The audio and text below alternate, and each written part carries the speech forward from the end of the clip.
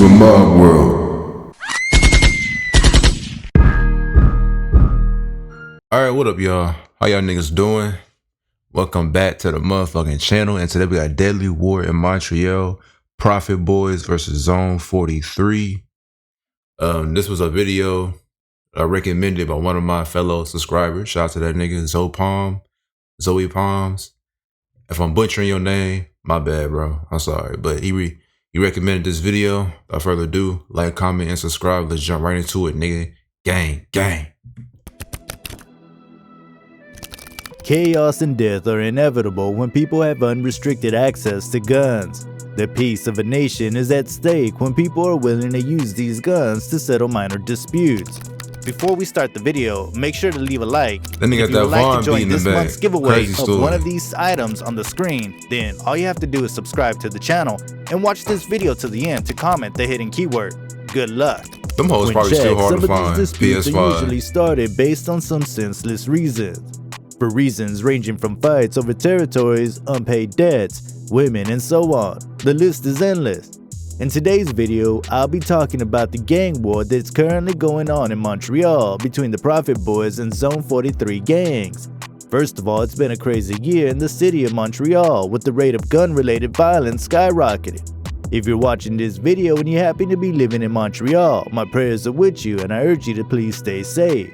Isn't it crazy that in this present age, when some people are receiving awards and recognition for bringing innovative and world-changing ideas to the table, ways to battle climate change, breakthroughs in cancer research, and so on, some folks are receiving bullets in their head for being part of criminal gangs. So apparently these gang wars are a big issue as clashes between these gangs have led to several deaths, which include the death of gang members and even innocent people. It's not fair that innocent people are also at the receiving end of this bloody war going on between these gangs. This bloody war between two rival gangs, Zone 43 and Profit Boys in Montreal, has seen some notable musical artists off as well. It doesn't come as a shock as to some of these musicians, rappers especially, have been known to boldly come out about their affiliations with gang groups. One of such death is that of Jerry Willer Jean-Baptiste, who goes by the stage name Magazo. He was killed alongside two other people in a horrific shooting that occurred at an apartment building in Rivière des Prairies. So some crazy guys with guns probably decided to test the effectiveness of their weapons and ended up taking some lives. According to reports, dozens of shots were fired into the apartment building in which their 5 victims stayed. These are scenes from violent movies played out right in front of us. I wonder what's going on through the minds of these shooters as they released bullets on that building and into the men's bodies. Yeah, I'm pretty sure those shooters were bent on eliminating the occupants of the building, and they weren't just giving them a minor scare.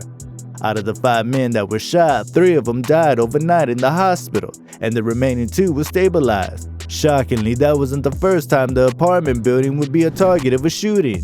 Nobody knows why these guys were targeted, but Jerry Willis Jean-Baptiste was said to be associated with the Profit Boys gangs. Interestingly, his gang ties were made known by the judge who sentenced him in 2017 for possession of a firearm and methamphetamine. On the ground of his established gang ties, speculation is that he and 2 other people who lost their lives were killed by the rival gang, Zone 43. 6 years before his murder, I don't know why, I'm getting like a funny feeling, like, and I don't know, this is weird, but like the whole time I'm watching this video, I'm thinking of like O Block and FBG. Like, I ain't gonna lie, Profit Boys and Zone 43, it sound like O Block versus FBG. Pause. I mean bars. But nigga, that shit is crazy. And like, I done all these Toronto videos. This shit is crazy, bro. I ain't gonna lie, I might get in trouble for saying this. Y'all niggas might come out my head in the comments, but bro, I ain't gonna lie. I think Toronto got some real, like more real steppers than Chicago, bro. I ain't gonna lie. These niggas out here are crazy. They don't give a fuck. These niggas ready to crash out on anybody, nigga. Shot in the hip at his parents' home in Rivière des Prairies. Reportedly, the rapper was unwilling to cooperate with the police to identify the shooter. After the incident, David Shane's spokesperson for Montreal police had this to say to reporters: "We share the worries and concerns of all citizens who are affected by this incident, which is unprecedented in Montreal. It's unacceptable and there could have been collateral damage." Shane had asked that anyone who knows someone in possession of an illegal firearm or who may be involved in criminal activity call the SPVM's anonymous tip line. He said officers will be increasing the patrols in the area. I bet in conclusion, they would. he said, "My last message today is for the criminals shooting their firearms in the streets of Montreal. Enough is enough. You'll have the entire force of the SPVM on your back." In response, some political figures took to their social media to express their grief about the horrific incident. Premier Francois Legault took to Twitter and tweeted the post. "The shootings are taking place here is troubling and worrisome. My condolences go to the loved ones of the victims. We will protect Montrealers and Quebecers." Montreal Mayor Valérie Plante also took to Twitter with a message.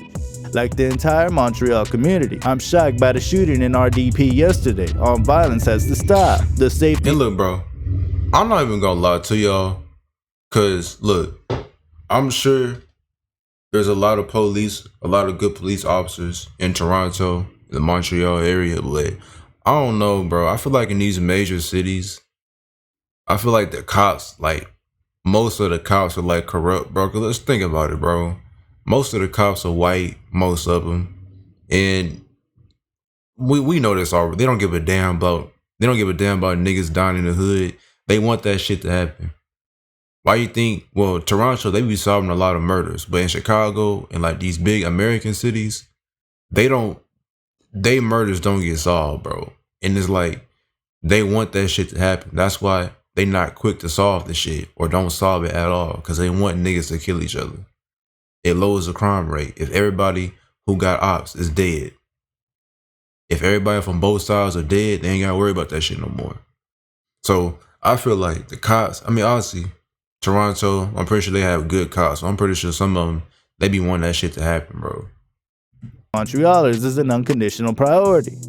This incident also triggered the creation of a special police squad dedicated to investigating trafficking of firearms, with Public Security Minister Genevieve Guilbeault announcing the creation of this special police squad.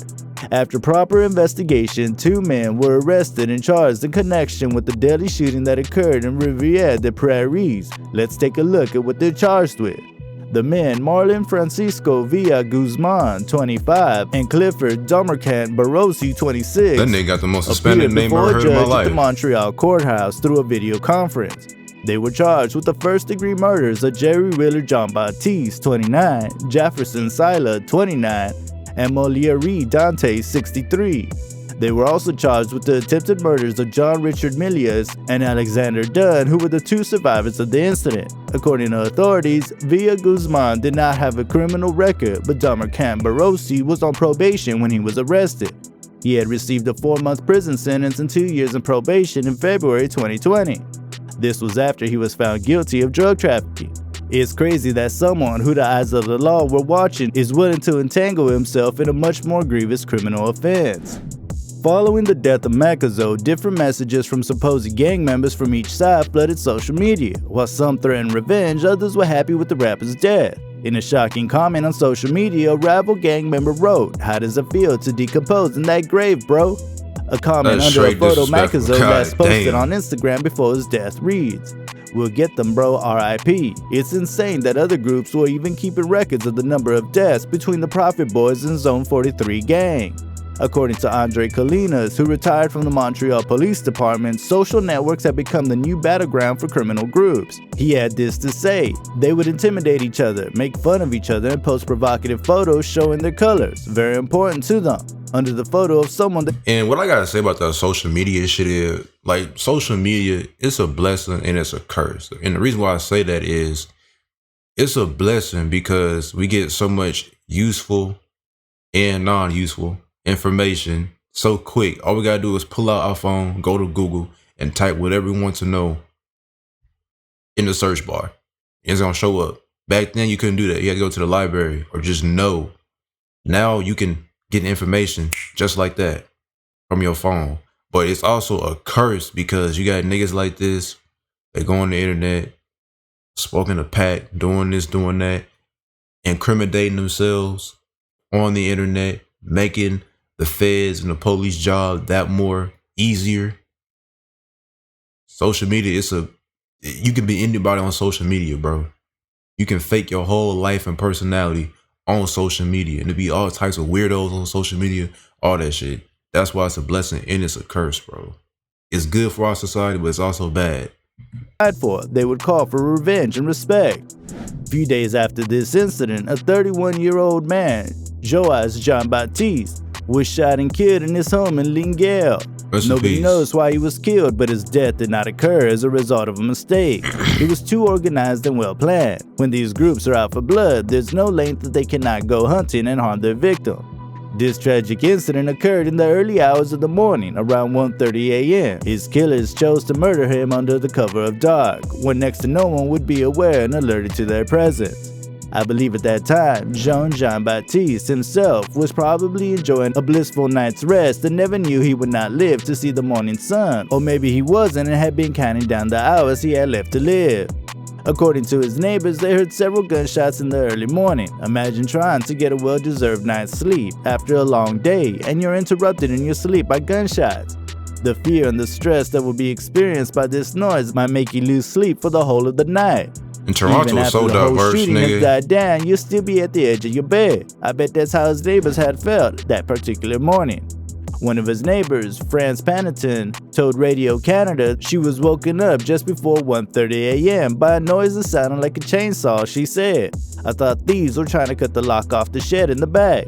Now I'm beginning to wonder if Jean-Baptiste's killers brought a chainsaw along to break down his door, because no one would be willing to invite his potential killers into your home. That nigga is crazy, bro. That nigga brought a whole chainsaw. Maybe Jean-Baptiste was alerted to the noise of his killers invaded his home and had probably engaged them in a shootout. This would account for the several gunshots his neighbors claimed to have heard that morning. According to the authorities, Jean-Baptiste was hit with at least one bullet. That's how you know niggas really don't give a fuck out there. That's how you know they want that nigga bad, bro. This nigga brought a chainsaw to cut the door. That's how you know niggas are serious about that shit, bro. They is not playing. Toronto is not playing, bro. They using chains. Damn. These niggas is fucking straight killers. And was pronounced dead at the scene. In another gang-related violence, Montreal rapper John Luke, who was only 22, was killed in a shooting around VRE. This incident occurred a few days after the death of Joas Jean-Baptiste. Now I'm beginning to suspect that these deaths are linked in a way. It's so sad that the life of a young and fast-rising rapper was snuffed out like that. Reportedly, the rapper was riding a bike when he was targeted and killed by some unknown persons. Nobody saw or knew how it all happened. Apparently, his killers fled the scene immediately, and only the sound of gunshots alerted people to what had happened. I'm still wondering what was he doing out there on his own, and by that time of the day. He should have been wiser, because I'm pretty sure he was aware of the bloody gang feuds ongoing in the city. When paramedics arrived on the scene, he was already dead and the attempts to rescue him were unsuccessful. Reacting to the crime, Montreal mayor had this to say: "I'm just as shocked every time such an event occurs. That nigga said he smoked crack. And we don't want that anywhere." Bro, that nigga said he smoked crack. Bro, I watched this one Tales of Toronto video. They was interviewing this nigga on live television where the whole world could see. And one of the interviewers, they said, "Do you smoke crack?" And this nigga looked at the camera and said, "Yes, I smoke crack cocaine. Yes." I'm like, nigga, what? A mayor said that. And I bet that nigga still has his job today. Bro, how is that nigga still the mayor? I'm like, damn. Toronto gotta be corrupted, because ain't no way they gonna let that nigga still have his job if they not corrupted, bro. That is crazy, nigga. Shit, bro. They're faced with criminal networks that operate differently, that have changed their methods over time, and that, in addition, have taken advantage of the good weather and the innocent public health measures to settle accounts, and that's a huge concern for us. She then invited anyone with information about the various shootings to contact the authorities. Even if you feel like it doesn't matter, it might just turn out to be the little piece that will complete the whole puzzle, so don't hesitate, she had said. Interestingly, this is not the first time Montreal will be experiencing gang-related violence. A long battle that started in 1994 and ended in 2002 between the two rival gangs. Hells Angels and the Rock Machine claimed more than 150 lives. God So damn. is this finna be another long drawn battle between Zone 43 and Profit Boys? I'll leave you to answer that in the comment section. That's all I've got for you on the Montreal Blood Gang wars between Profit Boys and Zone 43. Feel free to let me know what you think about this video. You can join the ongoing conversation in the comment section. Yeah, man, Montreal, that shit crazy, nigga. Montreal is crazy because now I know about Montreal. I've been knowing about Driftwood, all those other places in Toronto. Toronto crazy, bro. And the reason why I say rest in peace to these people because I would like to think they in heaven and not in hell burning because the life they lived, this life goes against God. It goes all the way against God. No argument there. So the reason why I say rest in peace to these people that died in Toronto over this gang war shit is I hope you repented for your sins either before you died or when you was about to die or when you was dying, bro. I hope you repented. I hope you sorry for all the shit you done because if not, we already know where you went. Down there. So that's why I say rest in peace because I hope you in heaven. I hope. But that's only God. That only God and that nigga know. Only God and the people who know that died know where they at. So, but anyway, man, yeah, this shit's crazy, bro. The nigga who recommended this video, stay safe, bro. Stay safe because Toronto is known for killing innocent bystanders. They known for that shit. So, stay safe, bro. Shit. But anyway, that's gonna be in this reaction. Like, comment, and subscribe. Y'all see y'all niggas in the next one. Peace.